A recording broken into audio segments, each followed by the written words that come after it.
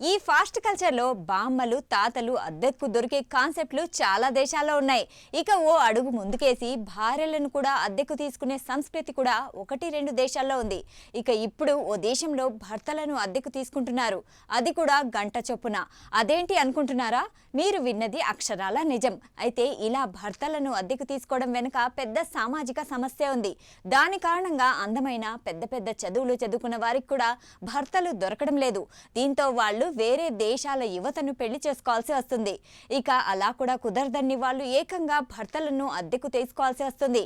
ఇంతకీ ఏ దేశంలో ఇంత దారుణమైన పరిస్థితులున్నాయి? అలా పరిస్థితులు ఏర్పడడానికి కారణాలేంటి? Let's watch.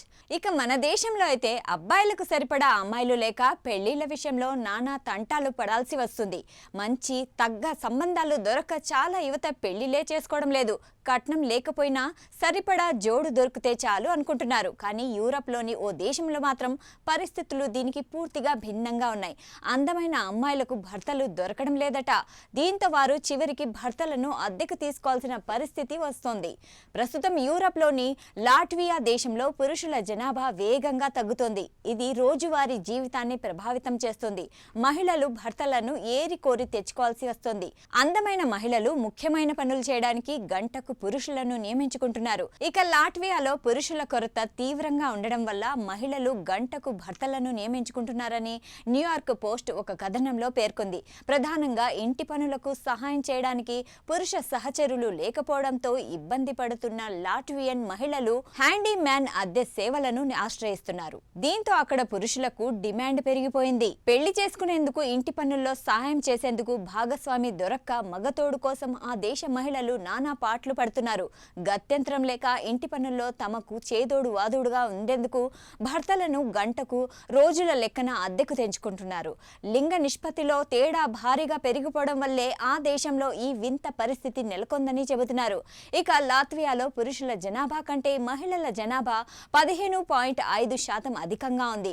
ప్రతి 100 మంది పురుషులకు 115 మంది స్త్రీలు ఉన్నారు.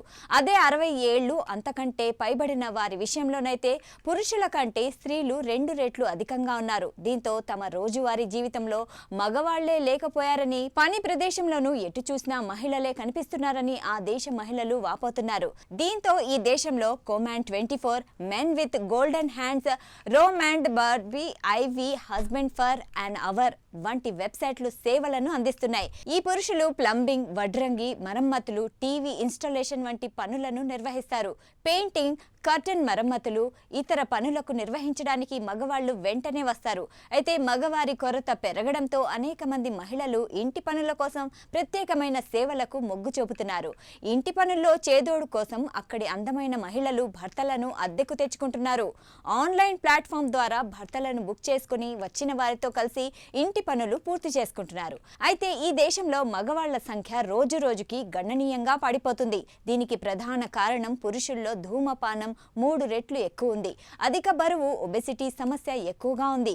ఆరోగ్యంపై తక్కువ శ్రద్ధ ఉండడం వంటి కారణాలతో పురుషుల సంఖ్య సంవత్సరాలుగా తగ్గుతోందట.